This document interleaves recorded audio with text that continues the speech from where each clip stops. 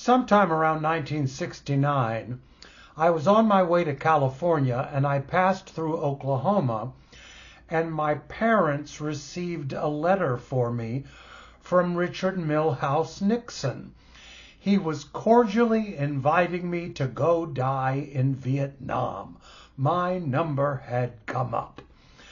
I had sensed that something like this was a possibility, so I had in my possession a letter from a psychiatrist in New York City saying that I was gay, that I had an obsessive fear of spiders, and a whole bunch of other unseemly things that he'd thrown in just to make sure no one would hire me for anything.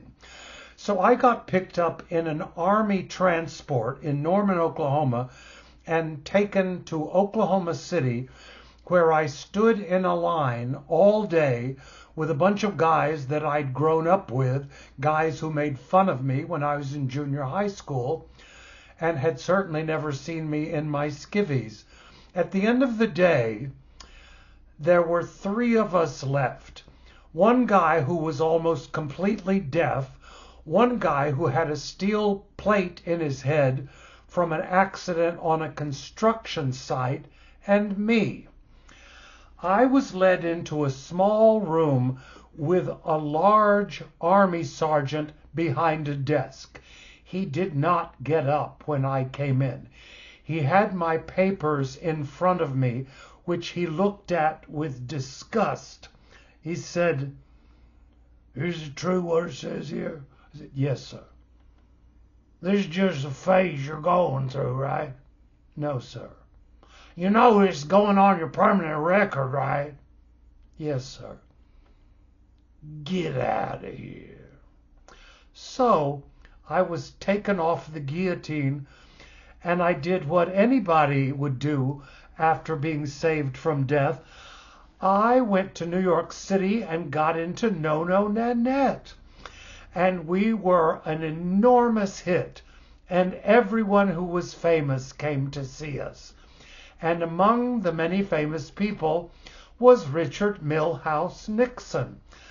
So he comes backstage to greet all of us, and there I stand in my full Bob Kelly chorus boy makeup.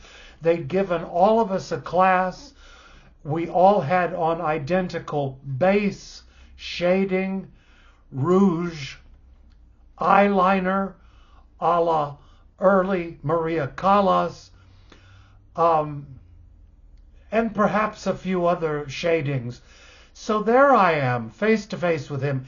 He is looking at me with disgust, but I'm also looking at him with disgust, because in person his face looked like a rubber mask with a seam down the center of his bulbous nose like you would see in a rubber mold. And later on, that exact face would become one of the most popular Halloween masks in America. But I thought when he walked away that that was the end of me and Richard Milhous Nixon. But it wasn't.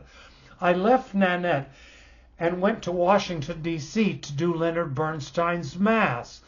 So one morning we're rehearsing, and Judith Jemison, who was the lead dancer with the Alvin Ailey Company, came into rehearsal, and she said, she was staying at the Watergate, by the way. All the rest of us were staying in a much cheaper hotel. She came in and said, "I don't know what's going on in my hotel, but there's CIA and FBI and Secret Service on every floor, and you can't get on and off the elevator without showing identification each time." It would be months before it broke in the paper that Richard Milhous Nixon had his henchmen break into the Watergate Hotel, which would become one of the most famous scandals in history.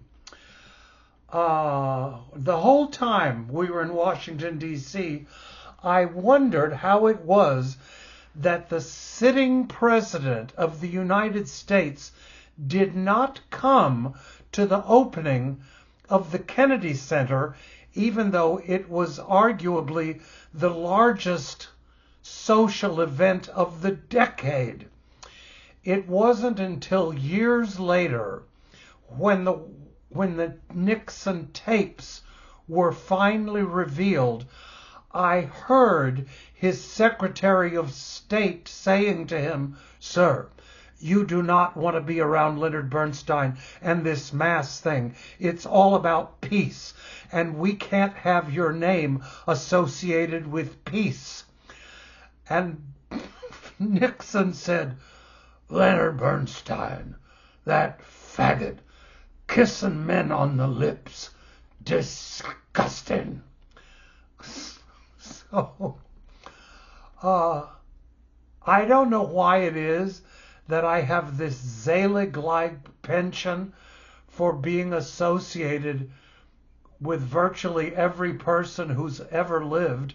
I'll never understand it, but I would have had the misfortune of shaking hands with Adolf Drumpf, but when he and his prostitute wife Marla Maples came to see me in Can, I shook hands with her, and he refused to shake hands with the cast and stood on the other side of the room. So I was saved that indignity.